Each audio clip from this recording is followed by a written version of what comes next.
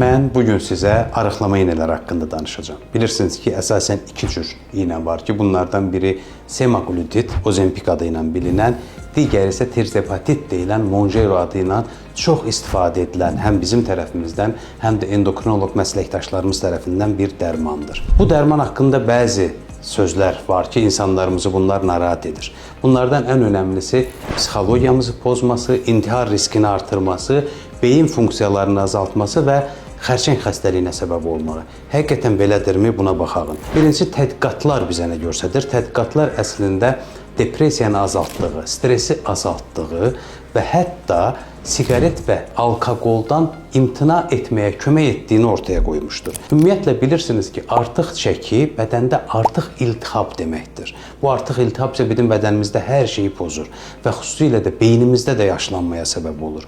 Bu dərmanlar iltihabı azaltdığı üçün Parkinson və Alzheimer kimi xəstəliklərdə də faydalıdır.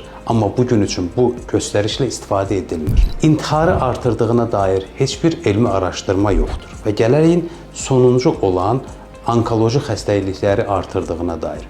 Heç bir onkoloji xəstəliyi artırdığı heç bir çalışmada göstərilməyib.